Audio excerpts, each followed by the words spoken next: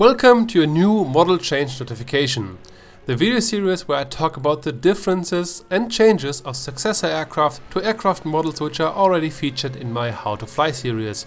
And today we take a look at the Bf109 G6 and compare to the predecessor, the Bf109 G4.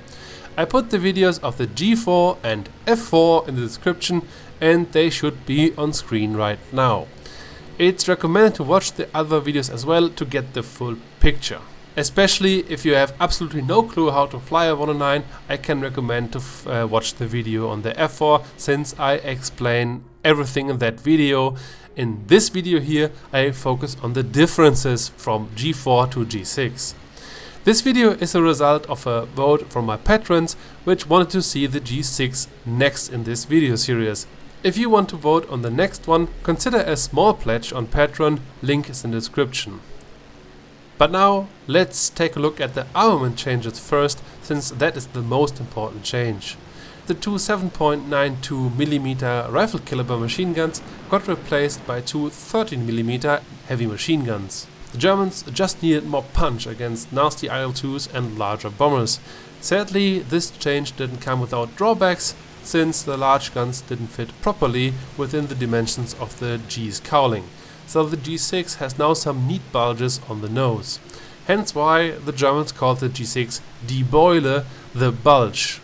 Furthermore, the G6 has now the options to install the Mk108 30mm cannon, which ends most fighters with one shot and bombers with 3 to 5 shots. The cannon has a capacity of 65 rounds and is firing through the propeller hub. But we have other changes as well. For the first time we have now the opportunity to build in a radio beacon direction finder in our 109 cockpit. Note that in one of the recent patches the Soviet and German direction finders work now inverted. When the needle points to the left, you have to fly to the right to turn towards the beacon. Only the US Bendix system is still working like before. But this is only a side note here. The bulges and the additional weight due to the machine guns cause some serious drag and impact the aircraft's performance negatively. The G6 weighs about 86 kg more than the G4. All this makes the G6 at combat power rating 12 kph slower than the G4 over all altitudes.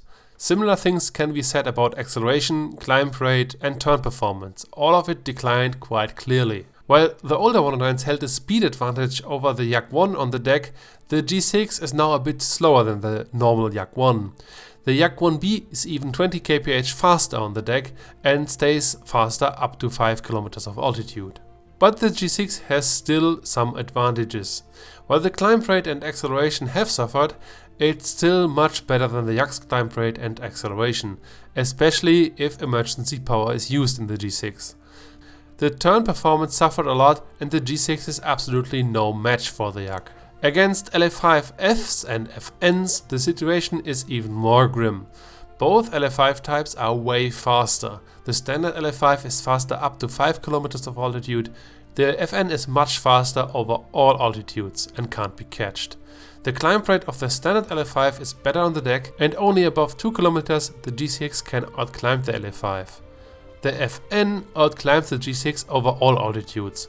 Both Lavochkin types out-accelerate the G6 on the deck. Standard LA5 outmaneuvers the G6 in a horizontal turn and especially in rolling maneuvers. The FN is roughly as maneuverable in a turning fight and can be beaten if fought cleverly. But it won't be easy. It's not that dogfights against any opponent can't be won, certainly not, but it has not gotten easier from the G4. To summarize, the G6 basically has lost the ability to knife fight opponents reliably.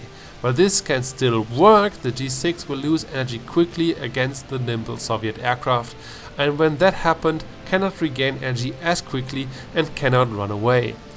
However, the G6 has still the better energy retention after dives, as a higher never exceed speed and with the use of emergency power can overcome the shortcomings temporarily. For example, to boost the climb rate massively for a minute. As the aircraft gets lighter over the course of a sortie, the sluggishness disappears to some degree. I personally have successfully deployed the G6 in a couple of TAW campaigns as a tool to cover depots. Bombers and attackers are the perfect target for the G6 as they are shot down in one good pass and they can't fight back properly. The G6 has no problems to attack escort fighters when attacking from a clear altitude advantage and has no issues to stay in the altitude advantage. Energy retention, zoom climb capabilities are still very good. The real problems start when caught down low on an equal energy. The G6 has no real tools to deal with the situation. The Focke-Wulfs, as a comparison, have a good roll rate and have a good speed on the deck. The G6 has neither the speed nor the maneuverability to conduct a 1v1 combat reliably. Again, good pilots can exploit the weaknesses of the Yak and LA5 and other enemies, but the average Joe fares better in the F4 or G4 in a tight dogfight. However, like I said, the G6 is a fantastic aircraft for medium to high altitude interception of bombers or to do the occasional dive to go for ground attackers or escort fighters. To fly the G6 successfully, rely a bit more on boom and zoom tactics, pretty similar what you would do in a Focke-Wulf, but with the difference that you don't want to run away on the deck if in trouble. Equip a 30mm cannon if available. If you get surprised, dive away very steeply, but be careful that you are not diving away from a P-39, which you can meet especially in Kuban theaters. The P-39 is faster in the dive and is way faster on the deck.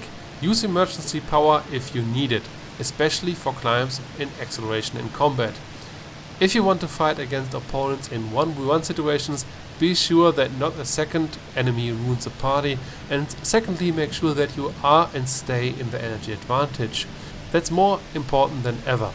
I kinda expect that the G6 will be available in Bodenplatte theaters very soon, since the G6, even without MW50 injection, which is our G6 here, fought in the West against Spitfires Mark 9 and the Mustangs. And I'm in horror of that, since the G6 is horribly outdated against those models. They are all faster, they all climb better, they are just more nimble, and that will be really tough.